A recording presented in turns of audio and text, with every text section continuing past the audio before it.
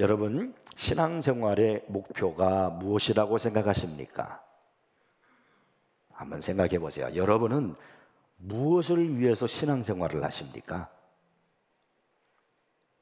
그냥 의미 없이 생각 없이 그냥 교회 나오는 겁니까? 습관을 쫓아서 오시는 것입니까? 내가 신앙생활하는 목표가 뭐냐? 우리가 그 사실을 분명히 아셔야 돼요. 에베소서 4장 13절을 보면은 성경은 이렇게 말씀하고 있어요.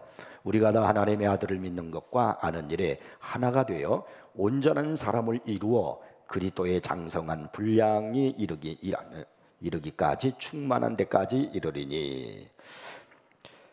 우리의 신앙생활의 목표가 뭐냐? 성경은 말씀하기를 하나님의 아들을 믿는 것과 아는 일에 하나가 되어서 그리스도의 장성한 분량이 충만한 데까지 이르는 것이라, 이렇게 말씀합니다. 이걸 가지고 뭐라 하냐면 신앙 성숙이라고 그래요. 그러니까 우리 신앙생활의 목표는 뭐냐면 하나님을 알아가는 겁니다. 더 하나님을 알아가면서 그러면서 내가 성숙해져 가는 겁니다. 베드로후서 3장 18절을 보시면은요, 오직 우리 주 곧 구주 예수 그리스도의 은혜와 그를 아는 지식에서, 그가 누구예요? 우리 주 예수 하나님, 그를 아는 지식에서 자라가라라고 그렇게 말씀하고 있습니다.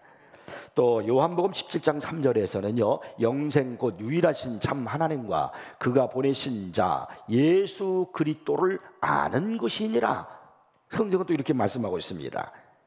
하나님을 알면 영생이고 하나님을 모르면 멸망입니다. 지금 숨을 쉬며 땅을 딛고 교회를 다니더라도 하나님과 그리스도를 모르면 죽은 자입니다. 그러나 세상적으로는 미천한 자일지라도 하나님과 그리스도를 아는 사람이라면 하나님의 생명을 가진 자, 곧 하나님의 후사, 하나님의 자녀가 되는 것입니다. 신구약 성경을 보면 끊임없이 하나님께서 자기 백성들에게 요구하신 것이 있어요. 그것이 뭐냐면 나를 알라는 거예요. 하나님 나 여호와를 알라는 것입니다. 예레미야서 9장 23절 24절에 보면은요, 여호와께서 이와 같이 말씀하시되 지혜로운 자는 그의 지혜를 자랑하지 말라, 용사는 그의 용맹을 자랑하지 말라, 부자는 그의 부함을 자랑하지 말라. 지금 오늘 우리가 살고는 이 세상에서 추구하고 사람들이 붙들고 싶어하는 것이 뭡니까? 그것이 바로 지혜고, 그것이 바로 용맹이고, 그것이 바로 부함 아니겠습니까? 근데 성경은 그걸 자랑하지 말라는 거예요. 그런 것들. 그럼 뭘 자랑하라는가? 계속해서 말씀합니다. 이것으로 자랑할지니 곧 명철하여 나를 아는 것과 하나님을 아는 것과 나 여호와는 사랑과 정의와 공의를 땅에 행하는 자인 줄 깨닫는 것이라. 나는 이를 기뻐하노라. 여호와의 말씀이니라. 죄송합니다.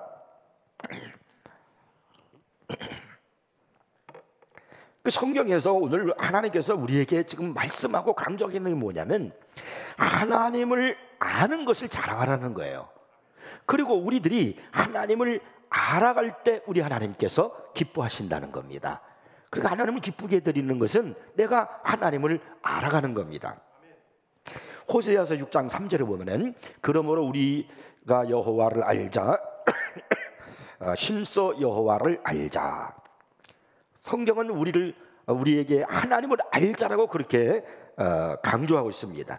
또 6절에 보니까 나는 인애를 원하고 제사를 원하지 아니하며, 제사를 원하지 아니하며 번제보다 하나님을 아는 것을 원하노라 그랬어요. 하나님께서 지금 우리에게 말씀하는 게 뭐냐면 뭘 하나님 원하느냐? 하나님을 아는 것을 원한다는 거예요. 나의 신앙의 연수보다도,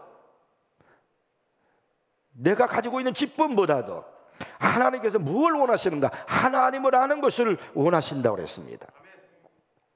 이런 이야기는 구약 성경에서만 읽는 것이 아닙니다. 신약 성경에서도 많이 나오고 있습니다. 특별히 예수님께서 마태복음 6장에서 경건 생활에 대해서 쭉 이렇게 말씀을 하십니다. 근데 그 말씀을 하시면서 계속해서 강조하신 단어가 있어요. 그것이 바로 뭐냐면 하나님은 너의 아버지시다. 이 사실을 강조하십니다. 마태복음 6장 4절을 보시면은요, 내 구제함을 은밀하게 하라. 은밀한 중에 보시는 너의 아버지께서 갚으시리라. 아버지라고 강조하고 계십니다. 또 6절에 보니까 너는 기도할 때 내 골방에 들어가 문을 닫고 은밀한 중에 계신 내 아버지께 기도하라. 은밀한 중에 보시는 내 아버지께서 갚으시리라. 또 8절에 보니까 그러므로 그들을 본받지 말라. 구하기 전에 너희에게 있어야 할 것을 하나님 너희 아버지께서 하시느니라. 그리고 성경은 계속해서 예수님께서 뭐라고 우리에게 반복적으로 말씀하고 있느냐면 하늘에 계신 하나님은 너의 아버지시라는 거예요. 이 사실을 하나님이, 예수님이 알라라고 하면서 계속해서 강조하십니다. 이어서 그 6장에서는요 주기도를 가르쳐 주셨는데, 칼빈은요 이 주기도에 있어서 이런 말을 했습니다. 주기도는 모든 점에서 너무나 완벽해 그것과 관계없는 낯선 요소를 첨가하는 것은 불경스러운 일로 하나님의 인정을 받을 수 없다. 그리고 우리 주님이 가르쳐 주신 주기도는 가장 완벽한 기도라는 거예요. 주기도는 구약 성경의 모든 기도를 압축한 기도의 정수이자 신약시대 기도의 모형이요, 그리스도께서 재림하실 때까지 계속될 그리스도인의 기도의 길잡이라고 그렇게 말할 수 있습니다. 그런데 이렇게 완벽한 기도를 주님이 가르쳐 주시면서 하신 제일 첫 마디, 그게 무엇입니까? 하늘에 계신 우리 아버지요. 주님이 이 말씀을 하셨다는 사실입니다. 왜 예수님은 하나님을 너희 아버지라고 이렇게 강조하실까요? 우리가 신앙생활하면서 이 사실을 분명히 알고 있어야 됩니다.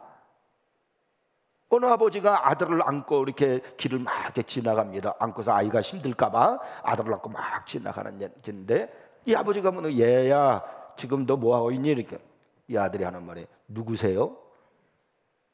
아니 정말 너 아버지잖아. 당신이 어찌 내 아버지예요? 참 이거 얼마나 답답한 일이고 고통스러운 일입니까? 성경에서는 바로 이 분명한 사실을 확실하게 알라는 거예요. 하나님은 온 우주를 창조하신 하나님, 지금도 살아서 역사하신 그 하나님은 나의 아버지시라는 겁니다. 이 관계를 확실히 알지 못하고 신앙생활을 하면은 바른 신앙생활을 할 수가 없고, 그리고 능력 있는 삶을 살 수가 없기 때문입니다. 다니엘서 11장 32절을 보면은요, 오직 자기의 하나님을 아는 백성은, 자기 하나님을 아는 백성은 강하여 용맹을 떨치리라고 말씀합니다. 하나님을 아는 그 성도가 용맹해진다는 거예요. 강해진다는 겁니다. 그러므로 이 시대에 우리 성도들이 해야 할 중요한 게 뭐냐면 하나님은 나의 아버지시다, 이 사실을 아는 것이 중요합니다. 근데 본문이 바로 그 사실을 우리에게 말씀해주고 있습니다. 선지자의 제자 중에 한 아내가 엘리사에게 찾아가서 이제 부르짖습니다. 남편이 일찍 죽고 그로 말미암아 빚을 졌는데, 빚을 준 사람이 두 아들을 그 빚 대신 자기 집에 종으로, 노예로 데려가겠다는 거예요. 아들들이 돈 때문에 종으로 팔려간다는 이 사실은 어머니로서 엄청난 커다란 고통이고 충격입니다. 이 과부가 남편을 일찍 잃고 살아오면서 근근히 어렵게 살아오면서 가진 희망이 있다면 뭡니까? 그 아들들이 성장하면서 그 아들들의 모습을 보는 거 아니겠습니까? 그런데 그 아들들이 종으로 팔려간다고 하는 것은 청천벽력 같은 소리입니다. 그래서 그 여인은 하나님의 종 엘리사를 찾아갔습니다. 근데 엘리사가 그 여인에게 내 집에 무엇이 있느냐 이렇게 물었어요. 그랬더니 저희 집에는 기름 한 그릇 외에는 아무것도 없습니다, 이렇게 대답을 합니다. 그러자 엘리사가 너는 모든 이웃에게 그릇을 빌려대 조금 빌리지 말고 많이 빌려라. 그리고 내 두 아들과 함께 방에 들어가서 문을 닫고 그 모든 그릇에 기름을 부어라. 그리고 차는 대로 옮겨 놓으라, 이렇게 말했습니다. 이 여인이 두 아들과 함께 그릇을 빌렸습니다. 그리고 엘리사가 한 말 그대로 방에 들어가서 두 아들과 함께 빈 그릇에 내가 기름을 부었어요. 그랬더니 계속 그릇마다 그 기름이 차는 겁니다. 아들이 다른 그릇이 없다라고 말하니까 곧 기름이 그쳤다라고 성경은 그렇게 기록하고 있습니다. 그 여인은 엘리사에 가서 모든 사실을 다 말하자 엘리사가 하는 말이 그 기름을 팔아서 빚을 갚고 남은 것으로 너와 내 두 아들이 생활하라 라고 그렇게 얘기했다는 내용이 오늘 본문의 이야기입니다. 그야말로 이 여인은요, 최악의 상황에 몰려 있었지만은 그녀는 즐겁고 기쁜 상태로 변화되었습니다. 도대체 이런 극적인 변화가 나타난 원인이 무엇입니까? 인생이란 고난의 연속이라고 말할 수 있지 않겠습니까? 고난 없이 인생을 살아가는 사람은 이 땅에 아무도 없습니다. 누구나 모양은 달라도 고난은 찾아옵니다. 한 고난이 지나는가 싶더니 또 다른 고난이 찾아오는 것이 우리 인생이에요. 그런데 여러분, 고난 중에서 보편적이면서도 가장 힘든 고난이 뭔 줄 아십니까? 그게 바로 뭐냐면 경제적인 고통이에요. 예수님이 마귀에게 시험을 당할 때에 첫 번째 시험이 뭐냐면 돌을 떡덩이로 만들라는 시험이었어요. 이것은 우리에게 무엇을 가르치고 있느냐 하면은 인간에게서도 가장 원초적이고 힘든 것이 뭐냐, 그것이 바로 경제적 고통이라는 것을 암시해주고 있는 겁니다. 프랑스 혁명 때 6천여 명의 여인들이 밖으로 뛰쳐나와 가지고 우리에게 빵을 달라고 막 그렇게 국가를 향해서 외쳤습니다. 그만큼 인간에게 이 경제적 고통이라고 하는 것은 얼마나 큰가 하는 것을 알 수 있습니다. 지금 우리들이 얼마나 힘들어합니까? 코로나19로 말미암아 많은 사람들이 경제적인 고통을 겪고 있습니다. 우리 성도들도 그 어려움 속에 같이 겪고 힘들어하고 앞으로 어떻게 될 것인가에 대한 혹시 불안감을 가지고 있을지도 모릅니다. 인간은 이 경제적인 문제가 해결되지 않으면 다른 어떤 것도 행복할 수가 없습니다. 근데 오늘 본문에서 우리는 어떻게 우리는 이 여인처럼 경제적인 어려움을 해결할 수 있을까? 어떻게 최악의 상황을 즐겁고 기쁜 상태로 변화할 수 있을까? 오늘 본문에서 그 사실을 배우시고요, 사랑하는 여러분, 이 어렵고 힘들고 정말 앞길이 막막한 그런 시대 속에서 하나님의 은총, 하나님이 내려주시는 축복을 만끽하면서 살아가는 여러분이 되기를 바랍니다. 모든 문제의 해결은 하나님의 손에 있다는 사실이에요. 자, 그러면 본문에서 우리가 배워야 될 것이 딱 두 가지가 있어요. 첫째가 뭐냐면 선지자를 찾아갔다는 겁니다. 이것은 대단히 중요합니다. 이 여인이 낙심하거나 인간의 방법으로 생각하지 아니하고 선지자를 찾아갔다, 이 말은 하나님을 찾아갔다는 말입니다. 이것은 이 여인에게 하나님을 아는 지식이 있다, 이렇게 말할 수 있습니다. 하나님께 가면 내가 지금 당면한 이 문제를 해결할 수 있다, 하나님만이 이 문제를 해결하실 수 있다 하는 확실한 믿음이 있었기 때문에 그녀가 엘리사를 찾아간 것입니다. 이 여인이 이제 엘리사를 찾아가서 첫 마디 할 말이 뭔가를 보세요. 우리가 생각하면 처음에 어려울 때, 내가 어려울 때 찾아가면은 첫 마디, 그 가장 당면한 중요한 나의 현실적인 문제를 먼저 얘기할 것 같지 않습니까? 아, 지금 내가 우리 집에 두 아들이 있는데 그날 너무나 빚을 많이 지고 그래서 두 아들이 종으로 팔려간답니다. 어떻게 하면 좋겠? 첫 마디가 내가 지금 당면한 문제니까 그것부터 할 것 같지 않습니까? 그런데 이 여인은 그렇게 말하지 않았어요. 뭐라고 그러냐면은 당신의 종 나의 남편이 이미 죽었는데 당신의 종이 여호와를 경외한 줄을 당신이 아시는 바니라, 이렇게 말하고 있습니다. 그러니까 지금 이 여인이 엘리사에게 한 말이 뭐냐면 남편의 신앙을 말하는 거예요. 남편의 신앙이 여호와를 경외하는 사람이다, 이렇게 말합니다. 첫 마디가 그거였어요. 나의 남편은 여호와를 경외하는 사람임을 당신은 알고 계실 겁니다. 여기 경외하다는 말의 히브리어를 보면요, 야레라는 말인데 이것은 어떤 대상에 대한 그 두려움의 감정을 표현하는 데 사용되는 말입니다. 본문에서 과부가 남편의 신앙을 야레라고 말한 것은 외적인 예배를 통해서만 아니라 그의 삶과 성품을 당해서 하나님을 경외하며 섬기는 자였음을 표현한 것입니까? 그러니까 이 여인의 남편은 하나님을 아는 지식을 풍성히 갖고 있는 믿음의 사람이었다라는 것을 지금 이 여인이 가장 먼저 엘리사에게 고백을 하는 겁니다. 자, 그렇다면 여러분, 남편이 이렇게 하나님을 경외하는 사람으로 하나님을 아는 지식으로 살아간 사람이었다라고 하면 그의 아내 또한 그런 믿음을 갖고 있지 않겠습니까? 그래서 이 여인은 자신의 문제를, 그 금전적인 문제를 돈 많은 사람에게 찾아가서 빚을 올려주려고 하는 것이 아니라 선지자에게 찾아갔다는 거예요. 왜?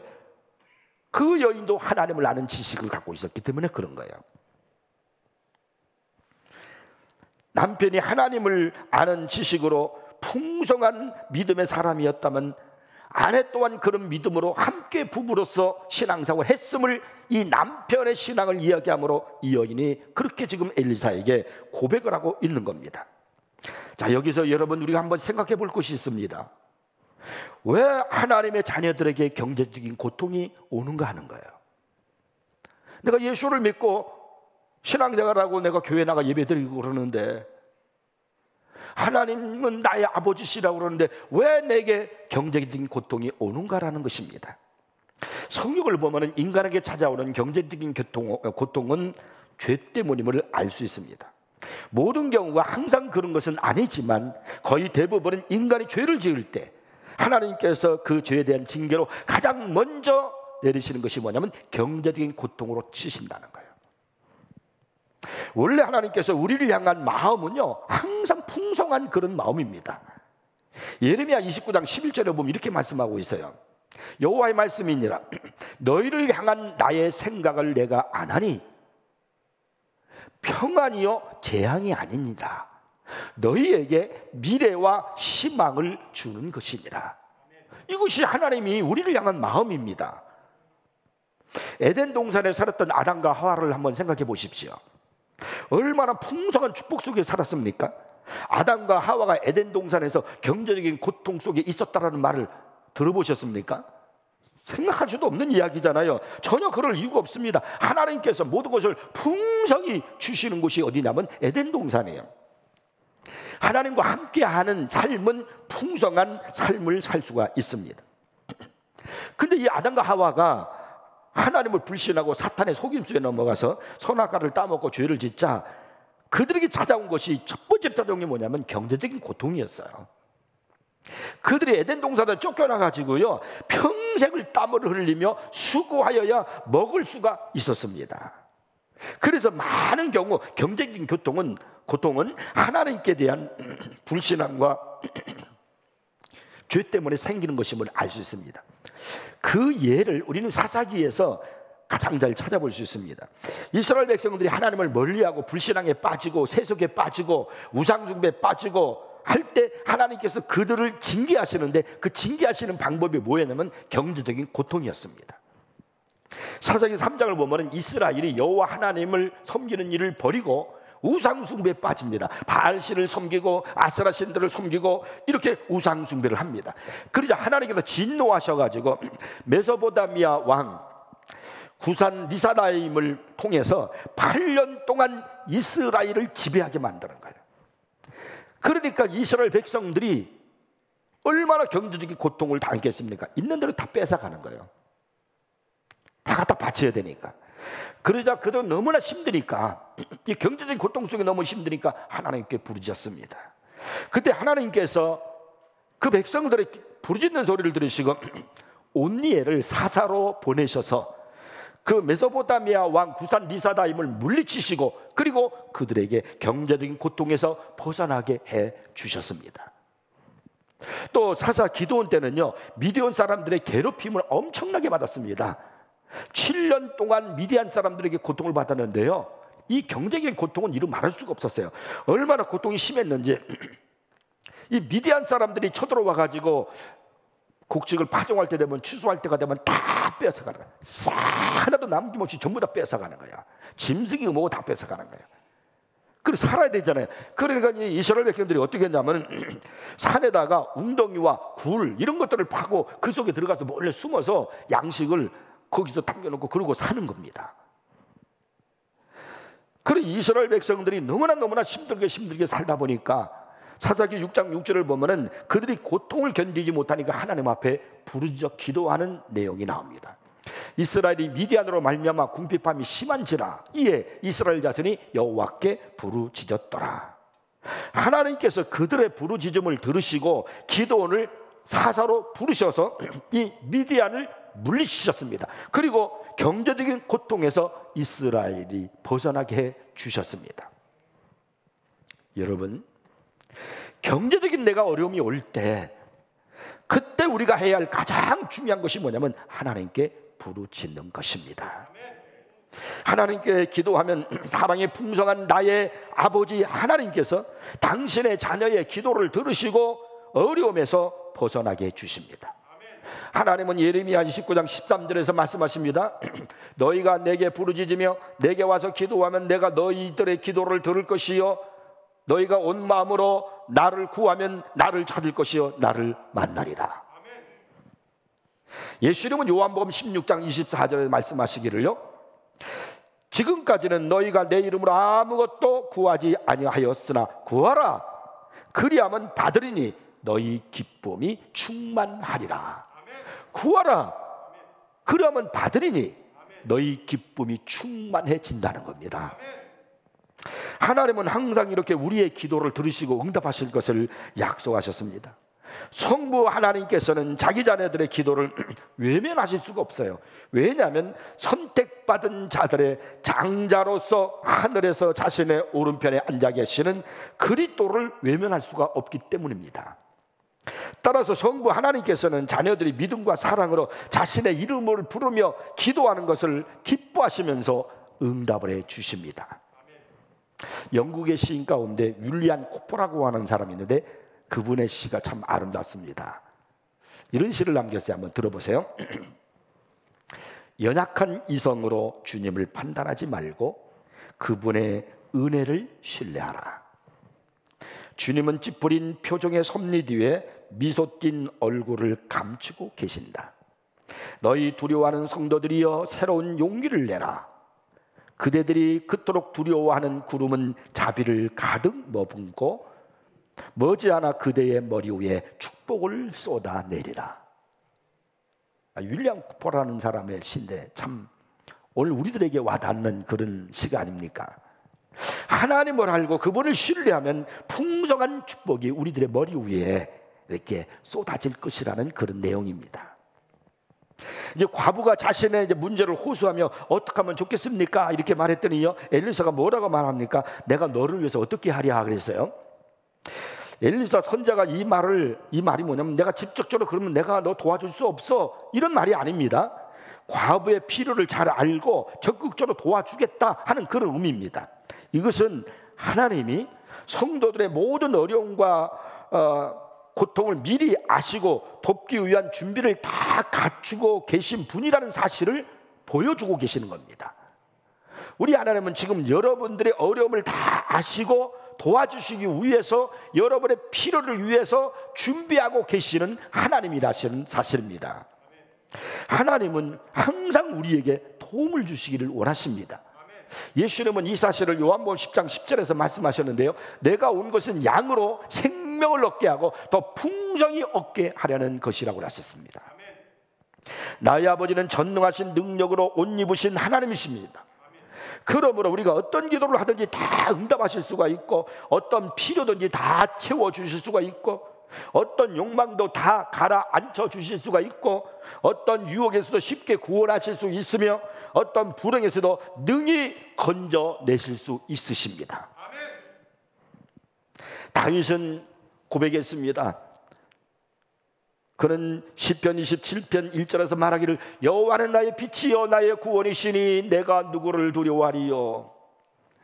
여호와는 내 생명의 능력이시니 내가 누구를 무서워하리요. 이 고백이 우리의 고백이 되기를 바랍니다. 여호와는 나의 빛이요 나의 구원이시니 내가 무엇을 두려워하겠습니까? 코로나를 두려워하겠습니까? 경제적인 고통을 두려워하겠습니까? 무엇을 두려워하겠습니까? 여호와는 내 생명의 능력이시니 내가 누구를 무서워하겠습니까? 우리가 하나님을 신뢰하면, 내가 하나님을 알면 두려움이 없어집니다. 그래서 하나님을 알면 여러분의 삶이 풍성해지는 거예요. 지금 어렵다고 모든 것이 끝난 것처럼 단정하지 마십시오. 본문의 여인처럼 하나님을 찾고 하나님을 향한 믿음을 가지면 반드시 해결의 길이 열릴 것입니다. 하나님은 나의 아버지십니다. 독생자 예수 그리스도를 죽이셔서 나를 구원하시기까지 사랑하신 그런 사랑의 하나님이십니다. 아버지는 자녀의 문제를 다 해결해 줍니다. 여러분 부르짖어 기도하십시오. 하나님이 나의 아버지심을 믿고 아버지 나의 아버지시여 라고 여러분의 문제를 호소하십시오. 그러면 주님께서 들으시고 응답하실 줄 믿습니다. 두 번째는요, 그릇을 준비하라 하는 거예요. 엘리사는 여인에게 내가 너를 위하여 어떻게 하랴, 내 집에 무엇이 있는지 내게 말하랴고 했더니 과부가 대답하기를 계집종의 집에 기름 한 그릇 외에는 아무것도 없나이다 이렇게 대답을 했어요. 여기 기름 한 그릇이라는 이 단어를 여러분 주의 깊게 보셔야 합니다. 이 말은 히브리어로 보니까요 아수쿠라는 단어로 되어 있는데요, 이것은 기름병이나 기름 항아리 그런 말이 아니고 기름 부음 받은 그런 뜻을 지니고 있어요. 그러므로 이 본문의 내용은 한 사람 기름 부을 정도의 기름 외에는 아무것도 없다 그런 뜻입니다.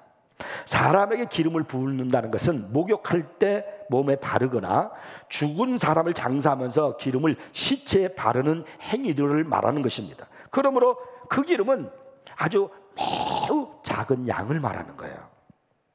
과부의 집에 있는 기름은 한 그릇, 기름이 한 그릇 하니까 우리가 뭐 어느 정도 이렇게 상상하지만 많이 그래도 있는 것 이렇게 생각하지만 아닙니다. 그게 아니고 아주 굉장히 대단히 작은 양의 기름만 있을 뿐이다.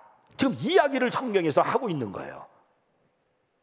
그런데 여러분, 그 기름이 아주 조금의 아주 작은 양의 기름이 풍성한 축복을 가져왔다는 겁니다. 하나님은 언제나 이렇게 작은 것을 통해서 풍성한 축복을 넘치도록 주시는 나의 아버지십니다. 물고기 2마리 보리떡 5개로 장정만 5,000명을 먹이고 배불리 먹이고도 남은 것을 모았더니 12바구니가 찼다라고 성경은 그렇게 기록하고 있지 않습니까? 이것이 하나님께서 하시는 일입니다. 욥기서 8장 7절 말씀을 기억하십니까? 내 시작은 미약하였으나 내 나중은 심히 창대하리라. 하나님의 약속이에요. 하나님의 방법입니다. 이어서 이제 엘리사가 이제 계속 말합니다. 이르되 너는 밖에 나가서 모든 이웃에게 그릇을 빌리라. 빈 그릇을 빌리되 조금 빌리지 말고, 그릇을 빌리되 조금 빌리지 말고 많이 빌리라고 말합니다. 사실 선지자의 이 말은 하나님을 아는 믿음이 없으면 행하기 어려운 거예요. 이 사건의 때가 언제냐면 여호람 왕의 때인데요, 지금으로부터 약 한 2900년 전의 일입니다. 상상해 보십시오. 2900년 전, 굉장히 까마득하게 오랜 세월, 그때의 그릇이 흔했겠습니까? 한 가정에 기름이 있어봤자 얼마나 있었겠습니까? 요즘처럼 뭐 그릇이 다양하게 아름답게 형형색색으로 그렇게 있는 것이 아니잖아요. 그 여인들 중에는 그릇 모으는 것을 인생의 취미로 삼으면서 그릇 싸서 집안에다 이렇게 해놓는 그런 사람도 봤어요. 근데 그 당시에는 그릇이 없었어요. 근데 그릇은 굉장히 귀한 것입니다.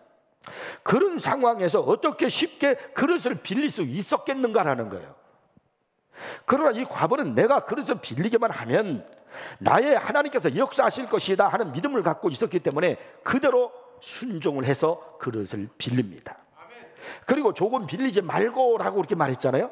이 말은 그 원어대로 그 문맥상을 보면은요, 능동태 미완료형으로요. 이 말의 원어의 뜻은 어떤 뜻이냐면 너는 적게 만들지 말라 그런 뜻입니다. 문자적으로 보면 그런 뜻을 지니고 있어요. 그 여기에는 엘리사가 과부에게 내가 구하고자 하는 것을 얻고자 하느냐? 그러면 너는 빈 그릇들을 적게 만들지 말라 그런 의미입니다. 이런 엘리사의 말에는 하나님께 구하는 자들은 하나님께 구하는 것을 그치지 말고 하나님의 응답을 받을 만큼의 믿음의 그릇을 준비해야 된다라는 것을 말씀하고 있는 겁니다. 그러니까 우리가 준비한 믿음의 분량만큼 하나님이 채워주신다는 거예요. 6절을 한번 보겠습니다. 그릇에다 찬지라. 여인이 아들에게 이르되 또 그릇을 내게로 가져오라 하니 아들이 이르되 다른 그릇이 없나이다 하니 기름이 곧 그쳤더라. 엘리사의 말을 따라서 여인이 많은 이제 그릇을 준비했어요. 그리고 그릇마다 이제 기름을 부었더니 기름이 이제 찼습니다. 아들이 더 이상 그릇이 없다 하니까 기름이 그 순간 딱 그쳤다는 거예요. 참 묘하지 않습니까? 본문에는 과부가 빌린 그릇의 수가 나오질 않습니다. 얼마나 많은 양의 그릇을 빌렸는지 알 수는 없어요. 근데 중요한 것은 그 그릇의 수가 몇 개이든 간에 성경이 지금 오늘 우리에게 강조하고 있는 것이 뭐냐면, 하나님께서는 내가 그릇을 준비한 것 모두를 채워주신다는 거예요. 우리가 여기서 할 수 있는 것이 뭐냐면, 이 축복은 기름이 아니라 그릇이라는 겁니다. 우리는 항상 자꾸 조건을 말하고 환경을 말하고 돈을 말하고 그래요. 근데 아니라는 겁니다. 우리의 믿음의 그릇이 중요한 겁니다. 빈 그릇, 빈 마음, 내 심령이 중요한 겁니다. 하나님의 은혜와 축복을 담을 만한 그런 빈 그릇이 준비되면 언제나 한결같이 풍족한 은혜로 채워주시는 분이 우리 하나님이십니다. 빌린 그릇만큼 기름이 찼다는 이 사실을 여러분 잊지 마십시오. 여러분이 정말 풍성한 축복 속에, 은혜 속에 살기를 원한다면 항상 여러분 신앙생활을 하면서 빈 그릇의 믿음의 분량을 키워나가기를 바랍니다. 그릇이 없으니까 기름도 끊어지는 거예요. 내가 준비한 것만큼 하나님이 채워주시는 겁니다. 자, 7절을 좀 보겠습니다. 그 여인이 하나님의 사람에게 나아가서 말하니 그가 이르되 너는 가서 기름을 팔아 빚을 갚고 남은 것으로 너와 내 두 아들이 생활하라 하였더라. 저는 이 한 절 말씀을 읽으면서 참 많은 마음의 감동을 받았습니다. 몇 주 전부터 이 설교를 하려고 제가 마음속 기도하고 준비하고 기도하고 이번 주에 가서 설교를 해야지. 근데 여의치가 않아요. 말을 하면 할수록 목이 아프고 자꾸 피가 나오고 그래서 못하겠다. 이 다음 주에 해야지. 주보에다가는 계속 써서 보냈다가 못할 것 같다. 자꾸 했어요. 근데 성경을 제가 읽으면서 이 7절 말씀이 저한테는 가장 참 감동으로 다가왔어요. 이 여인이 왜 엘리사에 가서 자기에게 이루어진 일을 알렸을까 하는 거예요. 얘기했잖아요. 또 그릇을 많이 빌려라. 그리고 빈 그릇마다 기름을 거기다가 쏟아부어라. 그래서 그 여인이 그렇게 했단 말이에요. 그럼 그릇마다 기름이 다 찼잖아요. 그럼 어떻게 하면 돼요? 가서 팔면 되잖아요. 근데 그걸 왜 엘리사에게 찾아가서 그 사실을 얘기했을까 하는 겁니다. 그것은 기름의 소유권이 하나님께 있음을 알고 하나님의 선지자 엘리사를 찾아간 겁니다. 이처럼 하나님께 받은 것을 자기 것으로 여기지 않는 자세, 이것이 오늘 우리 믿는 자들 모두가 가져야 할 신앙의 자세입니다. 여러분은 여러분이 가지고 있는 모든 것이 시간이든 생명이든 육체든 돈이든 모든 것이 하나님의 것임을 고백하고 있습니까? 엘리사는 말합니다. 기름을 팔아 빚을 갚고 남은 것으로 너와 내 두 아들이 생활하라. 얼마나 많은 양의 기름의 축복을 받았으면 그 기름을 팔아서 빚을 갚아서 이제 두 아들이 종으로 팔려갈 이유가 없어요. 빚을 갚고 나가서 이제는 생활비가 없어도 돈을 빌려야 하는 그런 근본적인 문제까지도 해결되었다는 겁니다. 이 축복이 여러분에게 있기를 바랍니다. 과부의 요구는 적은 것이었지만은 하나님의 응답은 풍성하였습니다. 과부의 요구는 두 아들이 빚으로 팔려간 현실에 국한된 것이었지만 그것 때문에 온 거 아니에요? 그게 안타까워서. 근데 하나님의 응답은 근본적인 문제까지, 그러니까 미래의 문제까지 너 그거로 남은 것으로 생활해. 이제 더 이상 돈 빌려달 필요도 없어요. 근본적인 문제, 미래의 문제까지도 하나님은 해결해 주셨다는 거예요. 실로 하나님은 우리가 생각하고 구하는 것보다 더욱 넘치게 주시는 능력과 은혜가 풍성하신 우리의 아버지이십니다. 제가 여러분에게 욥기서 5장 19절 말씀 한 절을 읽어드리고 싶습니다. 이렇게 말씀하고 있어요. 6가지 환난에서 너를 구원하시며 6가지 환난에서 너를 구원하시며 7가지 환난이라도 그 재앙이 내게 미치지 않게 하시며. 우리를 향한 하나님의 말씀입니다. 여러분, 어렵고 힘든 이때에 이 말씀을 꼭 붙들고 사시기를 바랍니다. 6가지 환난에서 너를 구원하시며 그 하나님, 내가 7가지 환난이 또 오더라도 그 재앙에서 그 재앙이 내게 미치지 않도록 하나님이 지켜주시겠다는 거예요. 이 말씀을 붙들고 소망 속에 살아가는 여러분 되기를 바랍니다. 하나님의 신실하심을 알면 근심 걱정을 모두 떨쳐버릴 수 있습니다.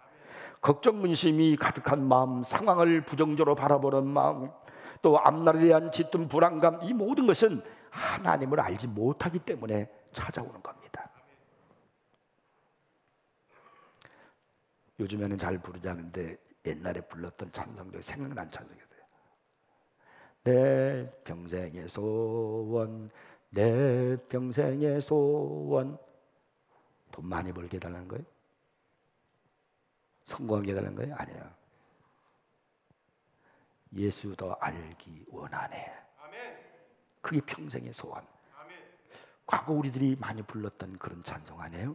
이 찬송이 다시 살아나기를 바랍니다. 선택하신 백성을 처음부터 줄곧 보살펴 오신 하나님은 말년에도 그들을 결코 버리지 않으십니다. 과거에 우리의 기도에 응답하신 하나님은 현재의 어려운 상황 속에서도 변함없이 우리의 필요를 채워주십니다. 하나님이 나의 아버지심을 믿고 기도하십시오. 그리고 더욱 하나님을 알아가는데 힘쓰시기를 바랍니다. 하나님은 영이시기 때문에 인간의 이성으로는 절대로 하나님을 알 수가 없어요. 내가 하나님을 알려면 어떻게 해야 되는가? 성령의 감도로 기록이 된 성경을 보셔야 돼요. 그 성경 속에는 하나님 자기 계시가 있어요. 그래서 성경을 통해서 하나님을 알 수가 있는 거예요. 성경을 읽으셔야 됩니다. 묵상하시며 성경을 읽으십시오. 연구하십시오. 그리고 기도하십시오. 기도는 하나님과 나와의 관계, 친밀함이에요. 가까운 사람, 친밀한 사람을 알 수 있잖아요. 아, 저 사람은 뭘 좋아하고 저 사람은 저걸 싫어하고 저 사람은 취미는 뭐고. 가까운 사람은 알아요. 내가 하나님 앞에 기도하는 생활을 끊임없이 나갈 때 하나님을 알 수 있습니다. 이렇게 신앙생활을 해 나가면서 하나님이 약속하신 그 은혜 속에 여러분의 삶이 날마다 풍성해지기를 바랍니다. 오늘 이 말씀을 듣고 우리 새인교회 성도 여러분, 어려울 때 절망하지 마시고 이 약속의 말씀이 여러분의 말씀이심을 기억하면서 꼭 승리하기를 주의 이름으로 축복합니다. 기도하겠습니다.